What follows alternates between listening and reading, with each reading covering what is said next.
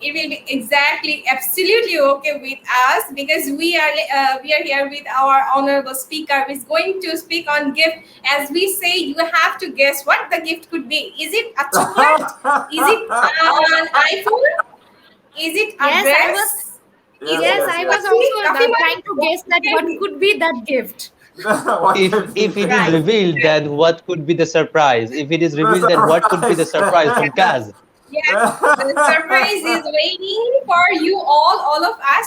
So let me first tell about Kaz. I'm just grateful to have this resourceful person with us, Kaz Schwermer, who is the author of Macmillan Education, who is the author at National Geographic Learning, who is the author at Oxford University Press, who is the founder of Free Choice Foundation, and what more? I have long list, and if I start, I think 1 hour will pass away. Maybe Yes, that's a good idea. Maybe you can just introduce me for a whole half hour, and then I'll kind of nod in agreement, and then when we're finished, people can ask questions, and I don't have to talk. Then maybe, that would be good. Actually, when I was going through the profile of Kaz, and when I was seeing that actually what does he do and what are his sectors of working, I was thinking how a person can do so many work at the same time. Oh my god! I'm probably twice the age of all of you, so that's the only reason. Yeah, I've just been around longer. But yeah, the most interesting part of Kaz, according to me, the most interesting part of Kaz is her laughing, her smile. His laughing and her his smile. This is very interesting. This sounds good too. Yes, it's very energizing. It gives a lot of energy. Like he will be rocking the stage alone. Make some noise. Yes. Right. Let's rock.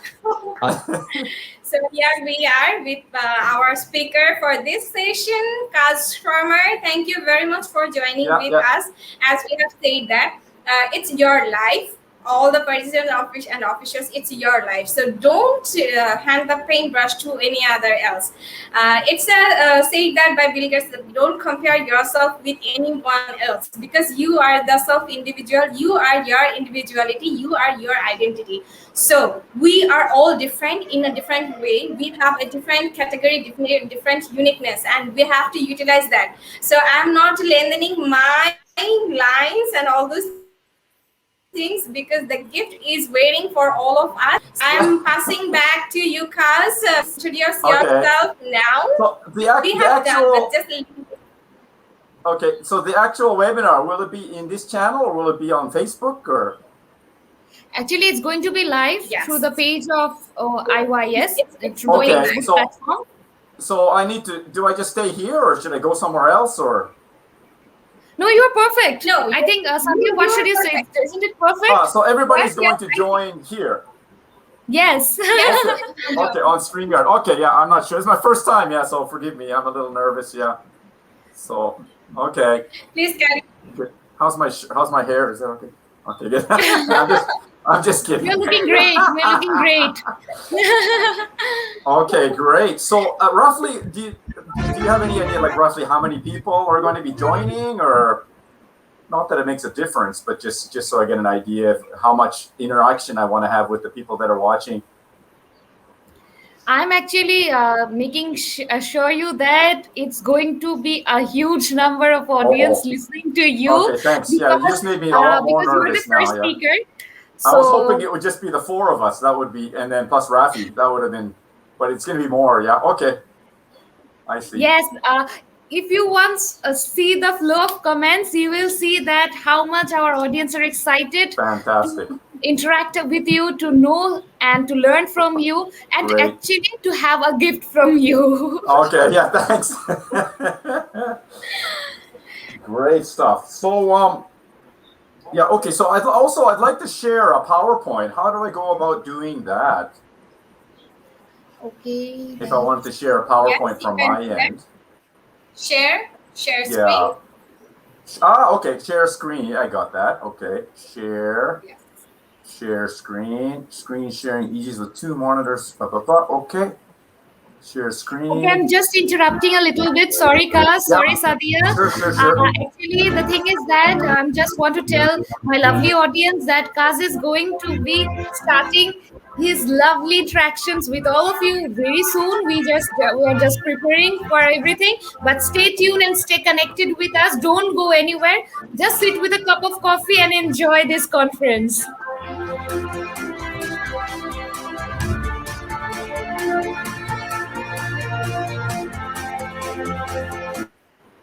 Okay, I'm sharing the screen. Can you see my shared screen okay? No, sir. We can't see. No.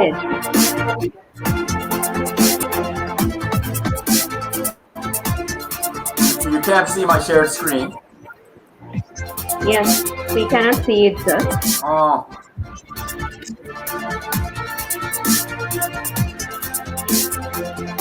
Yes, we can see now.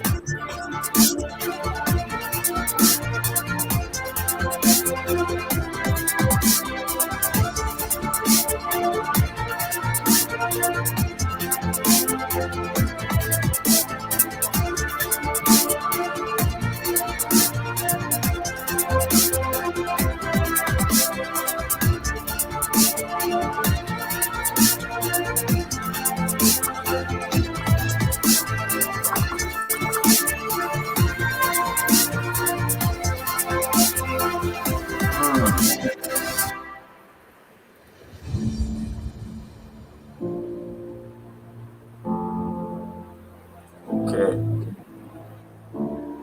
So I'm sharing my screen, but it's not showing. Oh, there it is. Okay. Yes, there it is. Wonderful. Can you see that? Yes, you made it. Yes, you made it. Okay, thanks. Great. Okay. The music is super rocking, that is for sure. So where are the people's comments going to show up? Yes, we are actually popping up the comments for you. Oh, okay. And then they'll pop up. Oh, I see on the right there. Okay, I got it. Okay. Right. Wow. Exactly. Okay. Fantastic. Okay. Excellent. All right. I'm ready. Okay. Start the blast. Okay, so should I get started? Yes, please. Yes, Okay. We are I ready. think you're right. Okay, great. Okay, so hello, everybody. Hello. If you can hear me, please type hello in the chat box. Hello, Kai. You're amazing. Thank you very much, Sanjita. Very, very nice. Great. Okay, we are excited. I'm pretty excited too. I'm a little nervous because it's my first time doing this, but Rafi's going to help us out, I'm sure.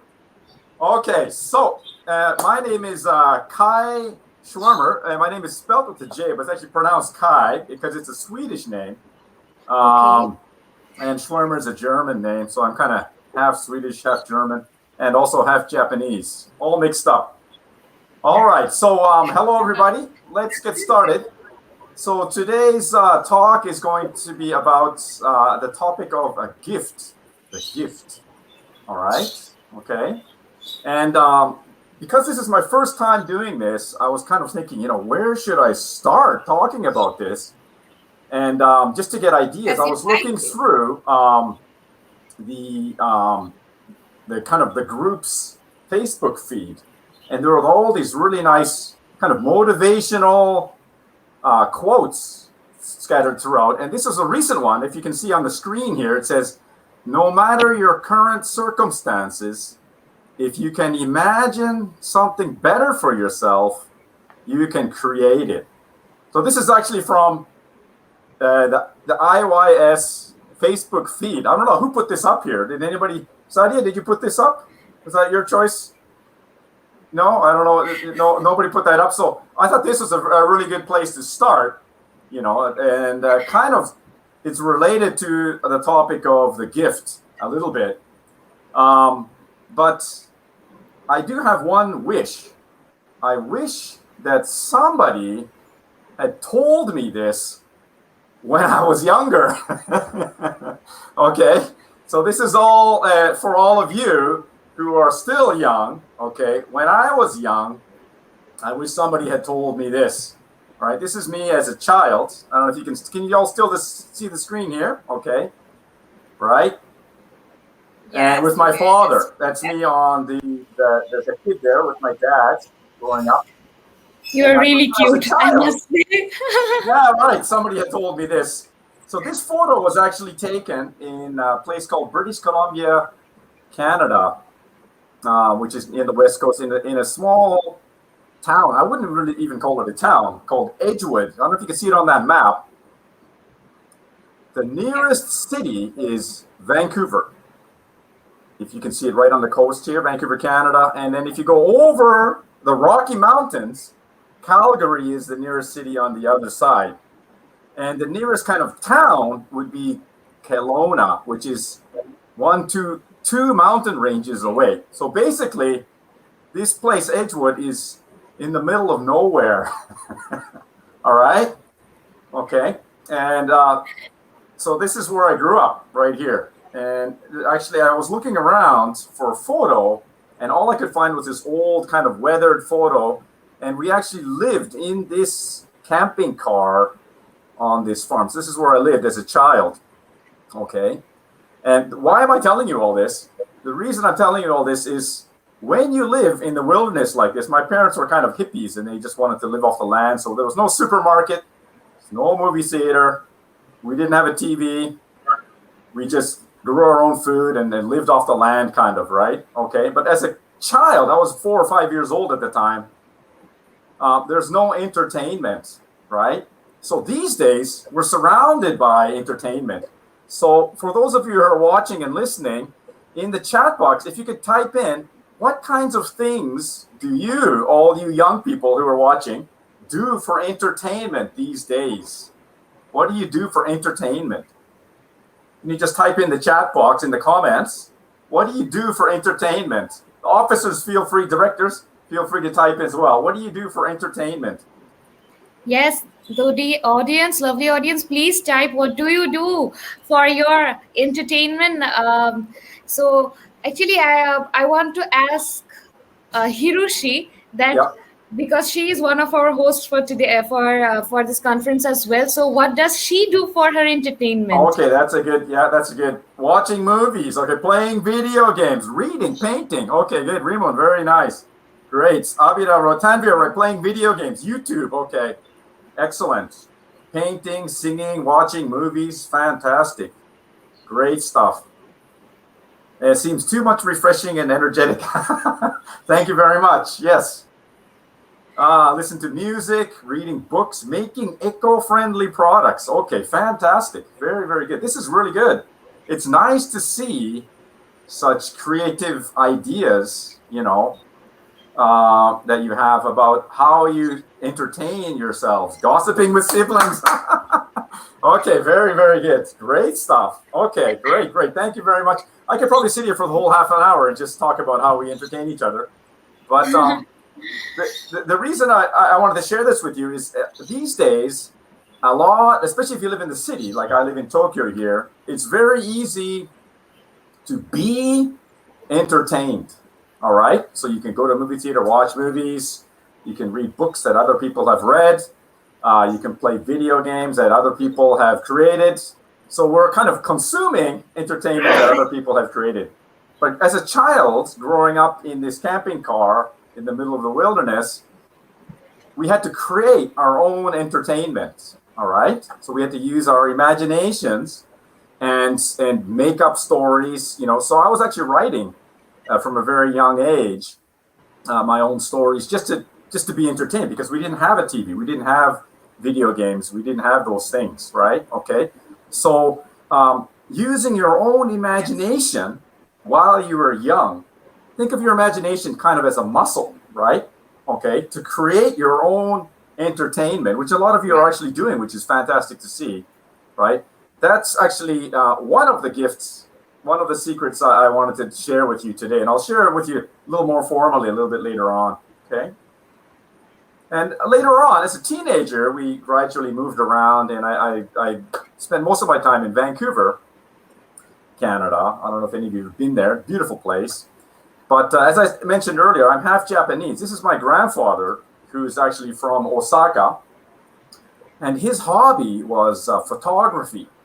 Okay, and for I think it was my 13th birthday, he gave me one of his old cameras as a birthday present. Okay, and my family growing up, we didn't have much money, so getting a camera was like a big deal, even if it was just a used one.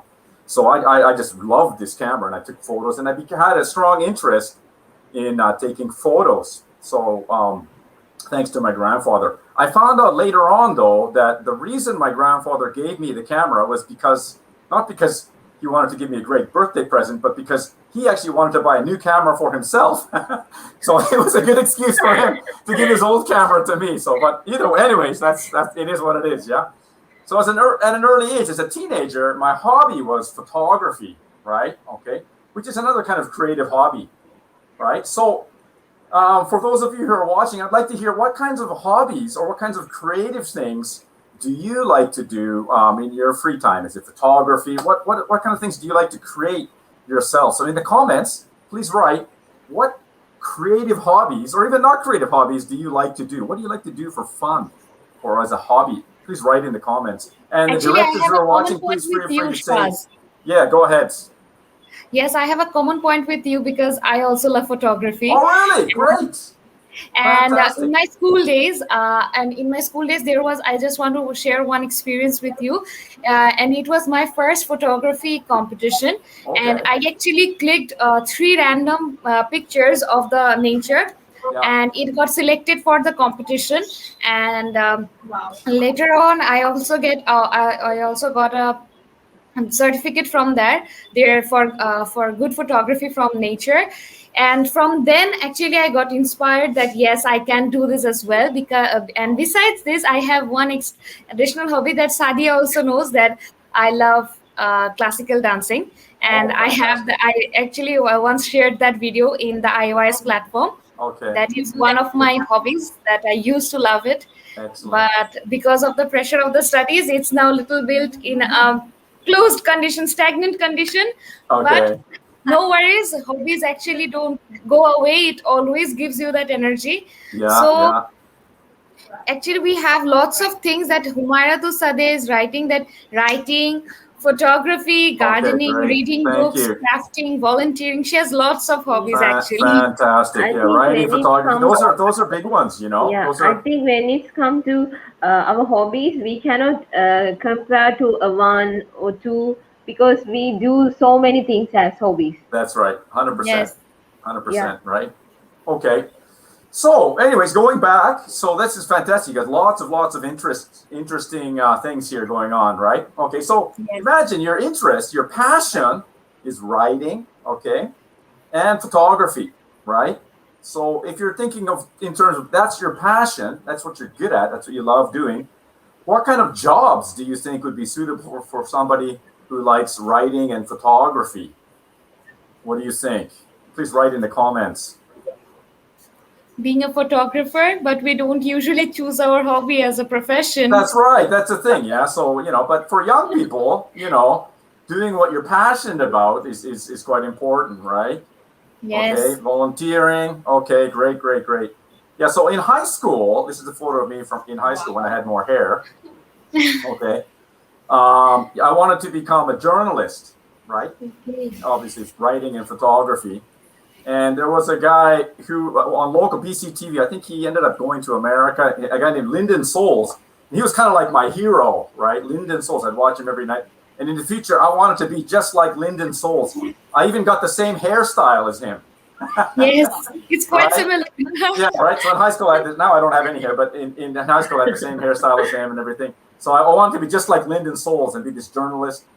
So at university, I actually studied at Simon Fraser University, School of Communication, so mass media advertising, and also publishing as well, right?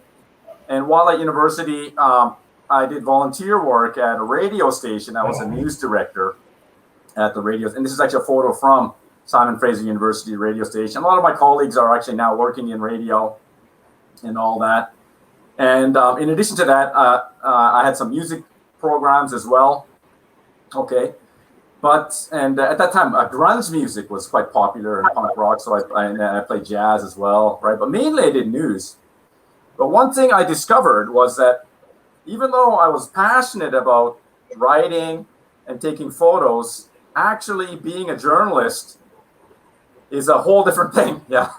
So I was actually, and still now, I'm actually quite shy, right? Okay. And I didn't realize that as a journalist, you have to be actually very aggressive. Yeah. So I went to a press conference once, and for just a local politician. There was an election happening at the time, and I was going to go there. I had a microphone and tape recorder, and I was going to go interview the politician.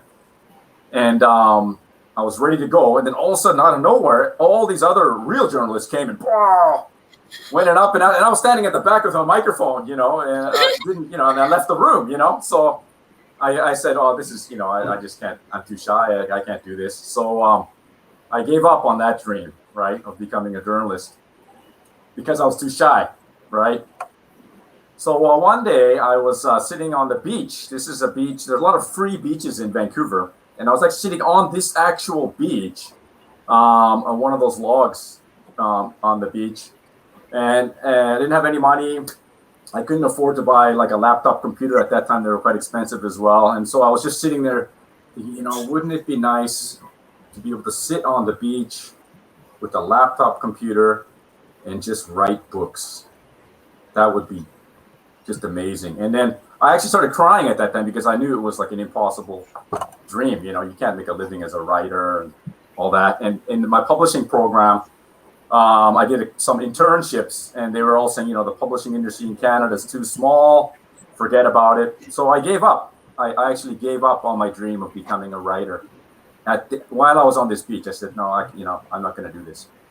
And so I at that time I was doing volunteer work. So I think some of you mentioned. So I became that my volunteer job became a part-time job. So I was working as a social worker, working with homeless people in the inner city, and I actually lived right on. This is Hastings and Corral in East Vancouver, kind of a at-risk kind of area in Vancouver. I actually lived right just behind this light signal on the right-hand side here, and I worked with homeless people. I also worked with the street gangs. Young people who were not going to school and things like that. So I did that for about 8 or 9 years before coming to Japan. Okay, so I gave up my dream to become a writer, and then I came to Japan when I was 27, and ran my own chain of language schools, which I think is in the profile, which is a very good experience because before I was working for the government. So my recommendation would be, if you're a young person, I would definitely recommend starting your own business at some point, even if it's something really small. So I'd like to, next for the comments, I'd like people to comment, do you have an interest or any experience running your own business? If so, please write it in your comments. Are you currently a business owner, or in the future, do you want to run a business? And if so, what kind of business would you like to do? Please write it in the comments.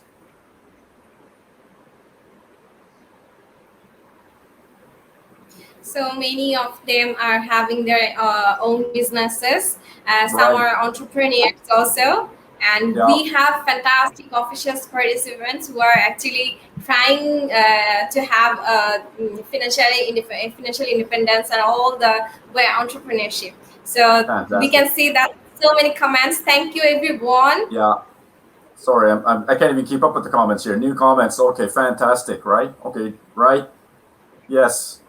So while you're young, so from around the age of 27, okay, for about 10 years or so, 10 or 15 years maybe even, I ran my own business, which was, to me, that was the best experience of my life, right? So that's the real world.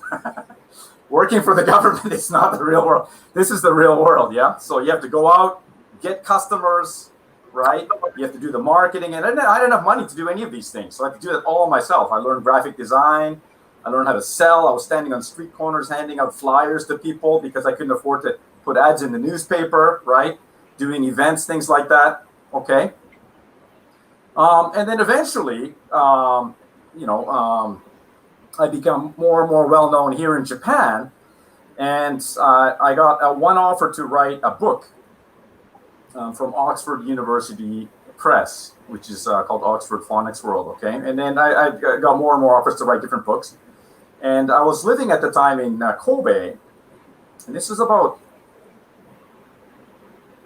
maybe 3 years ago, this next photo was taken. So this is in Kobe, and you can't really see from the photo at all. So this photo was taken about 3 years ago, and you can see I'm sitting on my balcony here with a little kind of outdoor table and some books. I'm doing some research for one of the books that I'm writing. And if you look through the glass, you can see there's a beach, okay? So after I took this photo, I was looking through my iPhone, and I looked and said, holy cow. I'm sitting with a laptop on the beach writing books for a living. So 10, 15 years ago, I had given up my dream sitting on the beach. I put something out there, I wish I could do this. And then without even realizing, almost by accident, I was just working my business, teaching and doing workshops and all those things. 3 years ago, I'd written a bunch of books after that, right?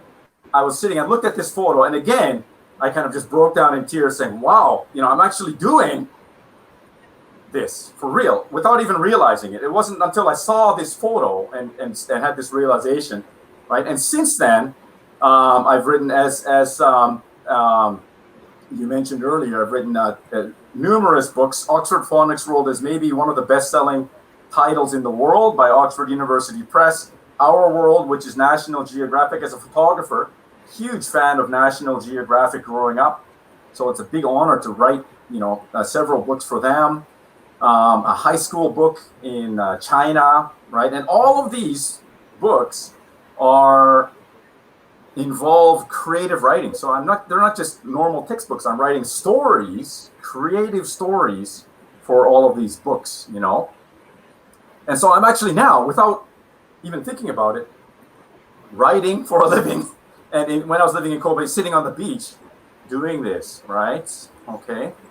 And I gave up being a journalist at a young age because I was too shy, right? But now I do workshops. This is from 2 years ago in Korea, in front of hundreds of people. I did a webinar for 23,000 people earlier this year, right? All over Japan, travel, no problem whatsoever, right? Okay. But my main job is I'm teaching at a brand new school here in Tokyo, at Dalton Tokyo Gakuen, as the head of the English department. On the lower right here, there's a picture of me with one of the teachers and one of my students, state-of-the-art school, right? Okay, making a difference. So kind of like I was doing as a social worker, right? Okay. So, gifts. 3 gifts. Gift number 1. Yes. Or I would call them Yes. keys. Wait, Kaz. Please, Kaz, Yes. wait. Yes. So, yes, so many of you have been asking for the gift. What is the gift waiting for us? Yes, the That's gift right. is waiting for you. Yes, So yes. please stay with us, share in your timeline, and yes, the attendance link is going to be shared right now. So do the Okay. attendance because the link will be closed very soon. Do it now. Okay, back to you, Kaz, please. Okay, great. Okay. So 3, actually, I'm not going to get, the secret is I'm not actually going to give you a gift. Okay, I'm just going to give you a key. Okay. 3 keys. Yeah. The first key is imagination. Okay. So remember, I was telling you about how I was sitting on the beach and imagining myself someday writing on the beach. I gave up on that dream, right? But to set that dream in motion, that was important, using my imagination, right? And when I decided I had an opportunity to become a writer here in Japan, a colleague of mine said, you could be like the next Jack Richards. I don't know if you know who Jack Richards is, but he's kind of like the Michael Jackson of the ELT publishing world. He's written this is the best course book on the planet here, called Interchange. And that Jack Richards' name is on that, right? Okay. So what I did is I used my imagination and I scanned in the cover of Interchange, and using Photoshop, I erased Jack Richards' name and put my name, Kai Schwermer, on the cover. And I did this with all of Jack Richards' books. He's written tons of books, and my whole wall was covered in all of Jack Richards' books with his name erased and mine, okay? And that's kind of one of the techniques I used, using my own imagination, okay, to put myself in Jack Richards' shoes. Of course, I'm nowhere near Jack Richards' ability or status or anything like that. But that's one technique you can use. So if you're thinking of starting a business or becoming as successful as someone else in your field, find out who that person is, research who it is, and try and put yourself using your imagination, even if you have no money, even if you don't have their skill set, using your imagination, put yourself in that person's shoes, right? Okay, that's one. And two, I also told you about how as a child, we didn't have any entertainment. We had to create our own using our imagination. So your imagination is kind of like a muscle that you have to use, right? So if you're just playing video games all the time, or you're just watching Netflix all the time, or you're just watching movies, or even reading books is great, but it's still passive. You're reading things that other people have written, right? Okay. So imagination is something that you need to kind of work on and practice using like a muscle, right? Okay. So while you're still young, the more you use your imagination, the more likely you're going to be successful at whatever it is you're doing in whatever fields you're doing. Okay. Think of imagination not as something that comes down like a bolt of lightning, but something that you can also train like a muscle. Okay. That's the first key. All right. Okay. Yes. One more key is something called the 2 millimeter rule. Have any of you heard of this? The 2 millimeter rule. Who has heard of this? If you've heard of the 2 millimeter rule, please type yes in the comments, or the directors, please say yes or no. Have you heard of this? No. No? I okay. have no idea about that. That's great. So we're going to learn something new then. Okay, great. Great. So basically, there are kind of two parts to this. Like I learned about this from a guy named Tony Robbins, who's a lot of his books I've read. He's kind of like a motivational speaker, that kind of thing. So he talked about the 2 millimeter rule in terms of golf. So he was taking golf classes, and the golf teacher, like, he just couldn't get the swing right. The ball was going all over the place, and he was about to give up. And the golf teacher said, no, you need to just change your stance or where you hit the ball by 2 millimeters. And if you do that, in terms of results of where the ball goes, makes a huge difference. Okay? So a tiny little 2 millimeter change in your motion, swing motion, or where you hit the ball makes a big difference in terms of where the ball ends up going, both in the trajectory of the ball, the distance, and also where it goes in relation to your target. Okay? Right? So that's one, a 2 millimeter. So sometimes, we kind of give up. For example, in my case, I gave up being a writer or a photographer, right? But instead of giving up, if I would just thought, okay, it's not impossible. I'm just 2 millimeters away. I have to change something about, either becoming less shy or doing something, change my skill set by 2 millimeters to make a big difference in terms of the long-term results. So that's one aspect of the 2 millimeter rule. Another one is quitting too early, right? Okay. So, for example, during the California gold rush near San Francisco, there's a very famous story about a miner who bought a big stake. They bought a bunch of equipment, and they were digging, but they couldn't find the gold that they thought was there. So they stopped. They sold all their gear for cheap to someone else. Someone else bought the gear for cheap, and they dug just an extra 2 or 3 feet, and they found this massive gold deposit, right? Okay, so when we quit doing something, or when we give up on our dreams, we can't actually see how far we are from achieving those dreams. Does that make sense? Right? So the 2 millimeter rule basically means don't quit because you think it's impossible, right? You don't know how far you are from what you actually want to achieve, and you don't know how small of a change in your behavior and your habits and your time management it takes to become the kind of person that becomes successful. Those two things. That's my second kind of gift to all of you, or key, sorry, okay? Right, and the third key is, I talked a bit earlier about passion, right? My passion was writing and photography. And again, turning those into a profession, that's kind of a crazy thing to do. Who the hell is a professional photographer. Very few people are professional photographers, and even fewer are professional writers, right? Okay. So the third key, I would say, is the bridge between passion and not giving up. The 2 million rule is something called grit. And I'm actually reading a book right now called Grit. I've just started reading it, so I can't really talk about it so much. But in terms of, for example, like creativity, when I first got my first writing project from Oxford University Press, for example, I was teaching full time, right? Okay. So I had two choices. I could either quit my job and just write full time, or I could do both, right? And so I got up at 3 o'clock in the morning every day and wrote for 4 hours, went to work. And teaching takes a lot of energy. After work, I was pretty tired, but I'd sit down and do some planning, not really writing after work for 2-3 hours.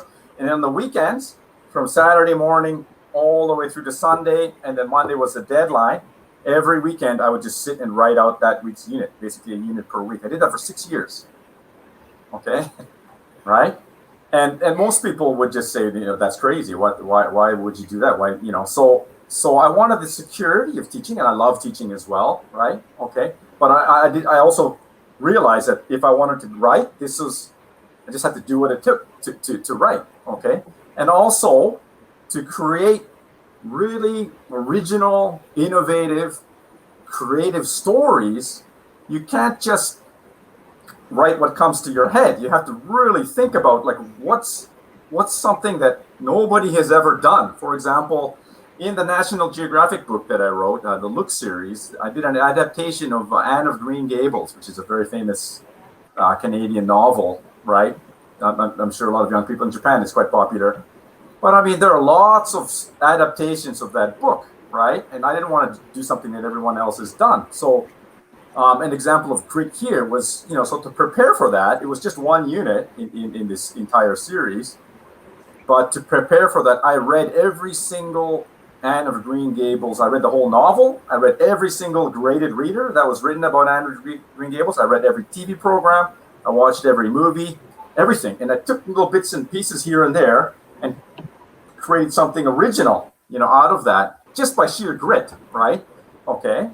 So that's an example. So even if you're working in a creative field, the importance of grit to create something original and creative, I think, can't be understated, right? So creativity, in my experience, has come from, or my own creativity has come from just doing the work, tons and tons of work, way more than any other author is doing, right? And that's a part of the reason I think why my books are doing so well, is because of that, the effort that I put into it, right? Okay. I hope does that help? Does that help? I hope so. Okay. All right. So those are the three things, the three kind of keys I'd like to talk about. But I actually have one bonus key. Okay. And this is probably the most important one of all. Okay. And that is faith. All right. Okay. So, for example, when I was sitting on the beach and I gave up my dream to become a writer, or I gave up my dream to become, do public speaking or something like that because I was too shy, something that I felt, my desire to do that, but even though I gave up, that my desire at the time to do that must have gone out into the universe. It must have, right? Okay. And now looking back, I know that it did. Even though when I was young, I didn't realize it. Okay. So now at my age, I realize that probably the most important thing for young people to have is faith that whatever it is that you're aiming for will happen at some point, even if you don't see it happening, right? Okay. And again, for going back to my the Anne of Green Gables example, I just did the work, and then I spent 2 or 3 weeks just researching, writing drafts, and then for 1 week, I left it. I left it on the table, and I did something else. And then when I came back, something from the universe gave me an idea based on the work I put into it and wow, this is the story. And that has happened to me so many times over the years in so many the books that I've written and so many other experiences, even with this workshop. What am I going to write about, right? Something will come if you put in the work, right? Okay. So have faith in that process, that there is something out there that's going to help you. So have faith in that. And that is the actual gift that I'd like to share with everyone today. Okay, so 4 of them. The first one is imagination. Okay, using your imagination to put something out there, right? The 2mm rule. Once it's put out there, keep going. Don't give up, right? So, okay, you don't know how little of a change it takes in you to adjust or how close you are to achieving your goal. Okay? And then, of course, grit. You have to do the work, right? I had to research and read all the versions of Anne of Green Gable or whatever other book I was reading on. If you don't do the work, the results aren't going to matter. So grit, imagination, the 2mm, and finally, the most important one of all is faith. If you look up and down, you can see that this spells from the top, gift. So these 4 things are my gift to you, all of you today. Actually, the key and the actual gift is that each one of you have your own unique gift to give to the world, right? In my own case, it's as a writer and as an educator and maybe as a teacher trainer, okay? But I was also given this gift, you know, through my own circumstances or my own DNA or whatever, right? Okay, so you receive a gift and it's up to you to find the key, open it, look inside and discover what that is, and then share that with the rest of the world. So I'm hoping that in the future, when I'm old and retired, I can see the gifts that all of you watching today have contributed to the world through your own creativity, imagination, grit, and faith, okay? And I'll end up with one final kind of motivational quote, which I got from the IYS Facebook thread. The difference between ordinary and extraordinary is that little extra. I love this quote. So whoever put that up, congratulations for that. And in my opinion, in my experience, these 4 letters, G-I-F-T, and especially faith, that's what makes that little extra, okay? All right, so thank you all for listening, I guess. And let's open it up, I guess, for questions and whatever. Yeah, I'll stop sharing my screen here. Thank you very much, sir. It was really amazing, and I think you saw that as a host, I was quite quiet and just not talking because I was just listening. It was really amazing to listen to your talking. So I was just stopped talking and God listening. Wow, that's amazing. Like these are really nice comments that people are writing here. Yes. Yes. Very extraordinary person. Okay, thank you very much. That's great. Yeah. Of course, actually, Hiroshi also knows that during my actually we two, me and Hiroshi do a show together from IYS platform, and over there I talk a lot. Everyone knows that I talk a lot, but this time I was just totally silent. That no, I just kept on listening and listening. I just left all my work that I have to do from the backstage. I just left all the works and I said, yes, I'm just going to listen right now because it was so nice. And I just want to mention one thing, that usually our audience keep on questioning. And yes, I also saw that. But this time it's the first time that the audience didn't have any question, because you gave the answers of all the questions they have in their mind. Oh, okay, thanks. Yeah, maybe I was talking too much. Ask the questions. Yes, you're a mind reader actually, because they didn't add any question over here, and you were answering all the questions automatically. Well, as long as they were not sleeping, that's okay. No, you can see that they are saying lovely session, great session. So we can say that they are all lively in this live session. Okay. Yes, I so think actually audience I want thought that. to pop up one question. Hiroshi, if you permit, if Kaz, Yes, yes. Sadia permit, Totally yeah, permit. we Yeah, can go have ahead. If some you have any questions, somebody here, Xanato, I think has a question. Yeah, one of my Yes, senior yes, I brothers. want to pop up that question actually. Okay, yeah, can you do that? Uh, That'd be great. Okay, can yes, never I be. have an inquiry to Kaz first. One of my senior brother told me that a teacher can never be an entrepreneur. What is that opinion about it? Yeah, that's, yeah, so in my case, yeah, that's a good point. I think maybe you could be right. Yeah, I don't know. But yeah, so in my case, it was backwards, right? So I started off as an entrepreneur and now I'm a teacher. So, it's coming. Yeah, so I think teachers would benefit from having business experience. I think Yes. they would, right? That's and there are teachers, for example, at the school that I work with now, Dalton, one of the home economics teacher, she was actually in the business world before she became a home economics teacher. She has her MBA, and she was working for McKinsey, which is a famous consulting firm here in Japan. I think it's based in America, right? So so we often talk about, so the students do business presentations and they do startup pitches and things like that as well. One of my colleagues, a female teacher from America, was also in the business world before she became a teacher as well. So I think you're right. It's a good question.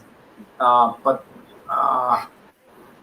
yeah, in my case, it's difficult to answer because I was a business person first before I was a teacher. I think if I would have become a teacher first, I probably would never have become an entrepreneur. Yeah, for sure. I was just stuck, in that. And it does affect your mindset because, it's a whole different thing. If when you're in a kind of an academic environment. Of course, I work for a private school now, and the students don't have to come to the school. They choose to come and they pay tuition for that and all that. So it is it's not, obviously we're not in it to make a profit, right? But it's a public school, for example, you don't have that same kind of pressure, right? So that does affect your outlook, right, as well. So yeah, that's a good question. I think my opinion would be teachers would benefit from having business experience. And all of the teachers that I do work with do have that, which in my opinion, that's a great thing to have, okay? Okay, so there is another question waiting for you, Yeah. Kaz. Yeah, I think teachers are the one who make entrepreneurs. That's right. Yes, yeah. yes. So it's Exactly. interesting because as teachers, we're responsible for training the next generation, right? Okay. Yes. But if we don't have business experience and we're telling kids, like business people are evil or blah, blah, blah, it's Yes. we actually, the young generation, these are the future business people, right? And so we need to actually give them while they're young, I think, in my opinion, right? I might get in trouble for saying this, but I think it's an important thing to have students also think about that as well, right? Yeah. And in my own case too, I'd like to see with my own students, not just which university entrance exams they can pass, but maybe, for example, like how many businesses will they actually start themselves while they're in high school, or how many patents do they have, So, while they're still students, that would be another goal as well, in addition to the university entrance exams, right? So, okay. All right, next question. Right now we have we have gathered information from you in the perspective of being a teacher and an entrepreneur, but now your role of being a writer. So the next question headed to you is given by Nithua, and it's the question: how can I become a good writer like you? Tips for writing. Thanks. Yeah, well, I'm not sure how good of a writer I am, but yeah. So yeah, that's a good question. So I'm not sure if the person who asked the question is looking to become a professional writer, or if they just want to do it as a hobby. I would say as a professional writer, getting paid to write, being able to consistently produce high quality, world-class work and meet deadlines. That's very important, right? Okay. And how to exactly do that is just, in my own case, just been grit. I just did it, right? The deadline is Monday and I have to meet that deadline. I never miss a deadline. So, and then keeping the quality. So, I mean, there's three things, right? There's price, quality, and time, right? Okay. So you can only have two of those things, right? Okay. So, so in my case, I spent as much time as possible during the week before each deadline doing research, basically 24/7. So staying focused. I didn't do anything. I just worked, taught, did my job, and wrote. That's it, right? And then did research for that, right? So I would say, yeah, those qualities are important. And if you want to improve the quality of your writing, that would be research. Read what other writers in your field are doing, and take ideas from that. And also read widely as possible. Do something kind of original, right? Don't do what everyone else is doing, right? Okay. For example, with my Oxford Phonics World book, when that was published, we had to make it look like in Korea there are a lot of phonics textbooks. So we had to make it look like all of the phonics textbooks in Korea, even though the underlying methodology is quite different. That according to my training, for example, how we teach people to read.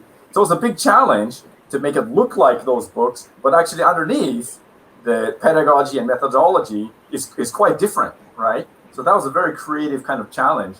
So, and that's, I think, one reason why, like, once teachers started using it, they realized, wow, it actually works, right? It's, so, and that was just based on the research and hard work that we kind of put into that, right? Okay, I'm not sure if that helps answer the question. Yes, a grit, I would say. Yes, actually, one common question is coming from all the audience. I just want to mention it that I will mention the names who have made the question. Yeah. That is Jugol, Nelson. Only one question common is, how can I become a good and energized speaker like you? Yeah, that's a great question. So much energized, and it's giving us positive vibes only. That just be energized throughout the whole session and conferences. Yeah, so that's a good question. Yeah, well, that's actually a good question. Yeah, because as I mentioned earlier, I'm actually my personality. I'm quite introverted. I'm quite shy. And I'm actually uncomfortable. Like, if you invite me, the four of you invite me to a dinner party, I'd be like really boring. I just sit there and look at my spaghetti or whatever. So, or my chapati, right? And then, right? One of my early workshops, when I first started doing teacher training workshops, a similar question was asked by one of the teachers that was in the audience. At the end, she said, "Kai, you're so charismatic and high energy, how can I be like that? I'm not like that." And I said, I'm actually really shy. And so that person that asked me that question went on to become a very well-known teacher trainer. So she was inspired by my answer to become a professional, like a presenter and trainer herself. And she's really, really good, right? Okay. So I would say, just try, just do it.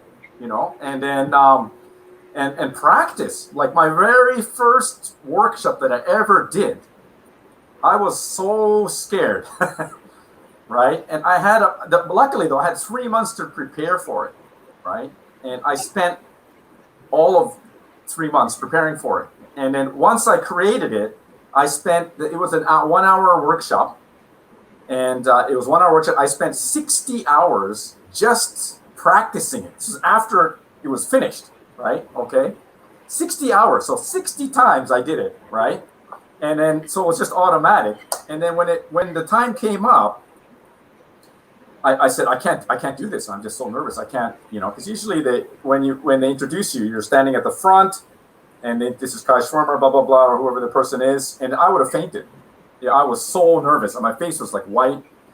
And then, so I decided, okay, I can't, what I'm going to do is, when you introduce me, I'm not going to be in the room. I'm going to be outside the room. And then when you introduce me, please play some music.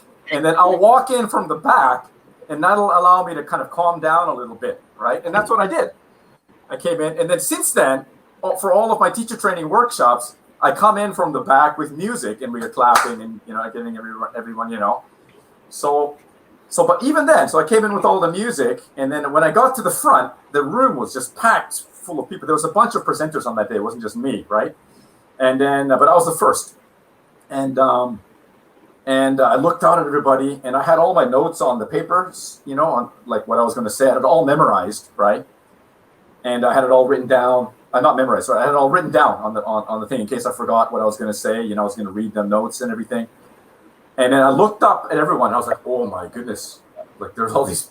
And then I looked down at my notes, and I couldn't. They were just like white blobs, kind of moving around. I was so nervous, and I'm like, what am I going to do? I just froze, right? Okay.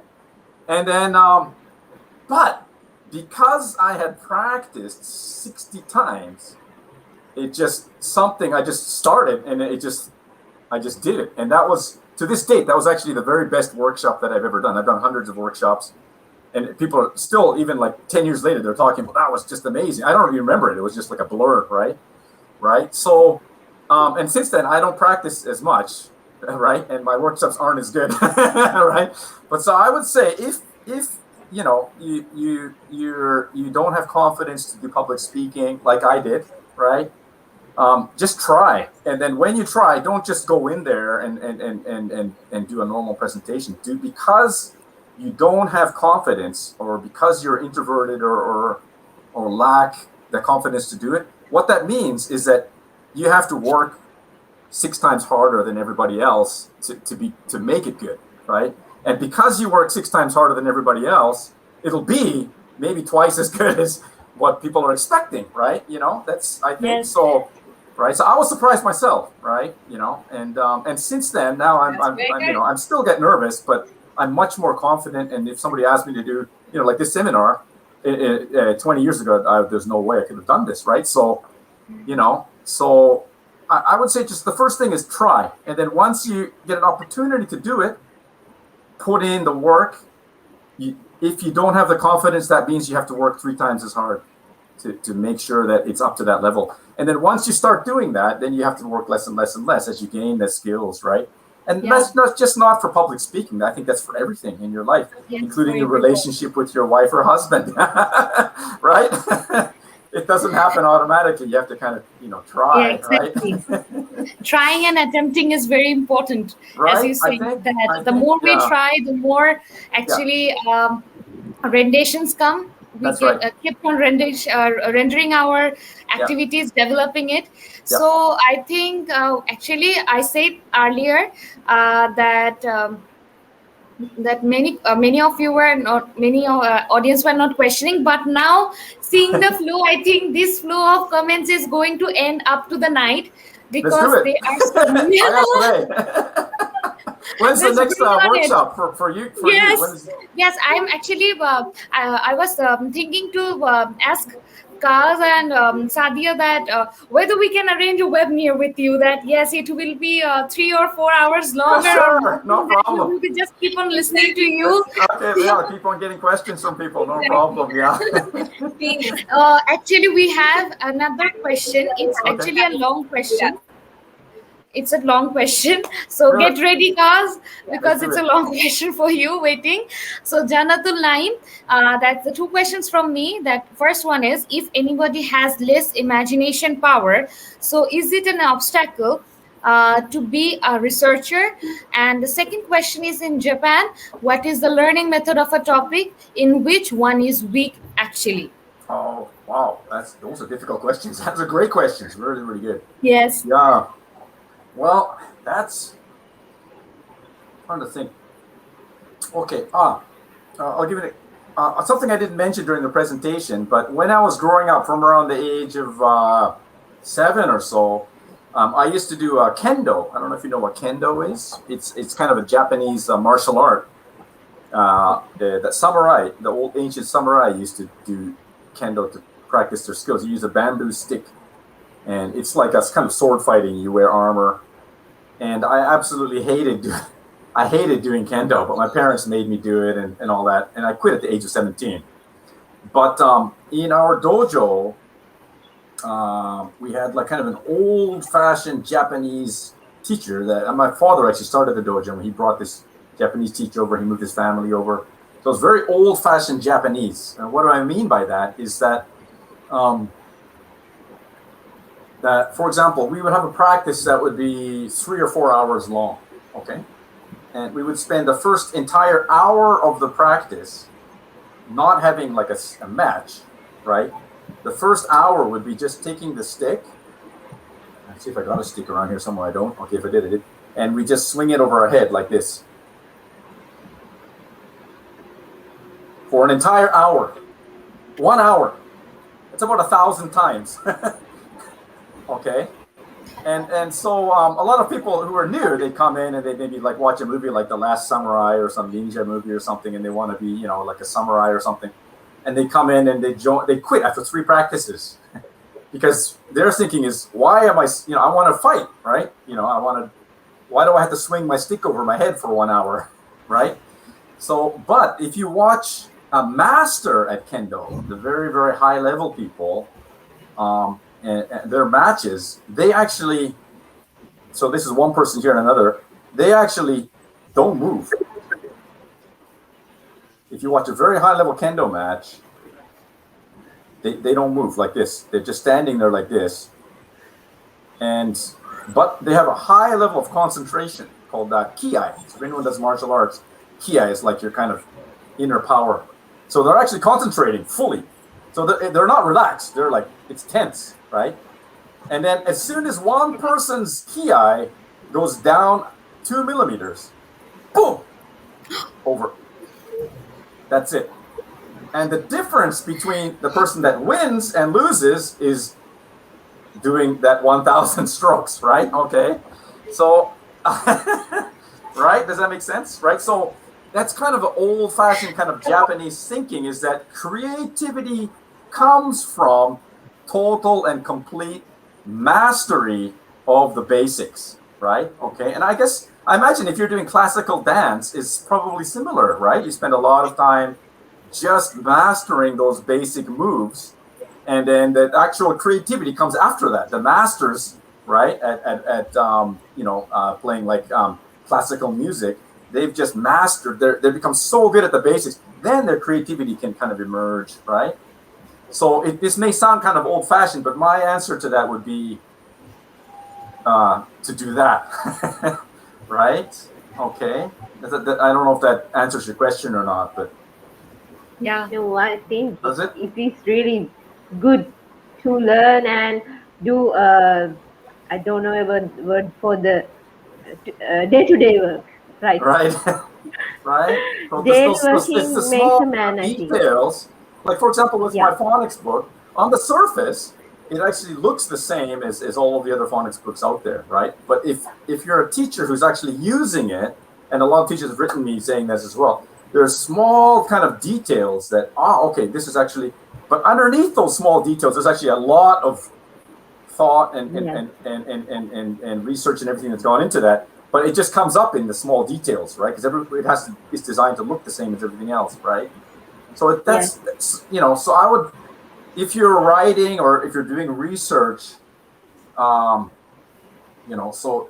that's important, like mastering the basics. Whether if it's knowledge, you want to master the basics of your field, whether that field is physics or mathematics, or literature or whatever it is, right? Focus on that. And then the creativity, if you have faith, the creativity will naturally emerge from that mastery, right? I'm not saying that I have mastered the art of writing by any means, right? But not by any means. But that's the approach that I take to writing, anyways. Yeah. Okay. And research as well. Okay. Actually, we have so many questions to Mr. Kai. I really hope we can make a individual. How are you doing time-wise? What time is your next? Yeah, what time do you have to go? I'm free all day, so I'm fine. What time do you have to go? We are short of time, so I'm going to ask the last question from Sure. Okay. Mr. One Kai. final question. Okay, no offense, please don't be angry. We will going to answer you all from Mr. Kai some other day, because Sure. we are sure that we will be able to talk with him for a day long. So this question is from Rimu Rimpi. Any tips on how to persist and keep the motivation up? It's hard to stay optimistic after trying hard and failing. Yeah. Yeah, and I think this question as well, any suggestion how to keep the faith even in critical situations? They're related, right? So my answer to that would be faith, right? Faith. Have faith that it's going to happen. If you failed, like in my own case, I quit. I gave up my dream to become a writer when I was younger. I said, I can't do this. I gave up my dream to become a journalist. I'm not Lyndon Souls. I have the same hairstyle, but I'm shy, right? Okay.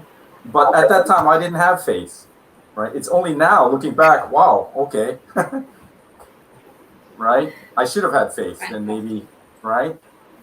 So it's going to happen. So the failure is not permanent, right? And a failure is just a lesson. Right. You know, what 2 millimeters do I need to change in my behavior to improve whatever skill it is that led me to that failure? Or how far was I from success before I thought I failed? Maybe I didn't fail. Maybe all I needed to go was 2 millimeters further, right? Okay. So I would say don't give up. Giving up is bad, right? Even though I gave up twice, right? You know. So, but no, I never give up. That's very good. I never think give up. you have learned from whenever you lose your hope. So it was fantastic session with you, and we have learned a lot. Thank you very much, everyone, for joining with us, and obviously Kaz. And yes, we have had our gift for today. Today is a gift for you, obviously, because you are alive, you are still with us, That's you are right. having your family and friends and all there. You are breathing That's also. right. So don't right. lose hope. As they shared with us also the 3 keys and also bonus one, imagination. Apply your imagination. Not like that I am having the imagination only. You have to be practical regarding your imagination, how much you can apply in your practical life, in your work and professional life also. The next one, as Kaz said, 2 millimeter rule. Yes, there is nothing to worry if whenever you are trying. Try to apply your imagination in your practical life whenever you are having a fantastic planning altogether. Never lose hope, because your hope actually makes you more comfortable, more strong to step forward. And the third one is that read between persistent and your passion. Yes, we all have passion in our life from our child. Like, I wanted to be a doctor, I wanted to be an engineer, I want to be a writer, public speaker, anything else, or a photographer, whatever you like to. But you have to be persistent in your planning, in your imagination, and all those things. And the fourth one, faith. Faith in yourself, faith in your professional life, and faith in the world, because we are there. The world is actually very much beautiful. So make the best use of your every moment and make the world more beautiful for you and for ourselves too. So we have so many questions, and I'm sure that Kaz, you have been enjoying with us too, and all the participants, officials, and everyone joined with us. You also learned a lot. So I hope and expect from Kaz that you are going to join with us in any other session with your time flexibility after the conference, because there are so many questions left for you. Yeah, now. let's just have a Q&A for 3 hours, no problem. Yes, Yeah. and not only questions. I just want to mention one thing, that many comments are saying that we want to work with you, and I have that urge that I also want to work with you. I also want to learn from you, because you are just a great sport, and listening to you is a treat. Actually, yeah, really, and it's not. It's like that. We can keep on listening to you for 3, 4, 6 hours long, the whole day, and the comments also says that it's a loving session, it was a rocking session, and the start of the today's personal and professional development conference was like a blast. Wow. So this is the first workshop of the conference. yes. Wow. All right, let's You were go. the speaker, and you just Fantastic. talked the All whole right. session. And as we all say, that if the starting is a good one, then the whole journey becomes smooth and beautiful. Yeah, that's So great. course Yeah, it you is. make the starting rocking, and we hope that our rest of the sessions, our rest of the conference, that will be going to help tomorrow as well. It's going to be rocking. So thank you, and we will expect that you will be keep teaching us. You will be keep inspiring us with your wonderful words from the rest of the journey from IYS. And thank you so much. Thank you so much for sharing, and it's a privilege of sharing the screen with you.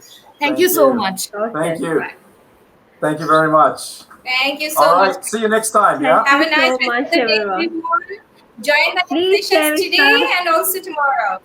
Okay. Yes, we are coming with lots of sessions after a little bit of time. So see the routine. Please come. For We today. hear. Great. Yes. Yeah. Yes, see the routine and just keep on joining. Yes, yes, yes. Great. All right. Thank you, everyone, for your wonderful. Thank you.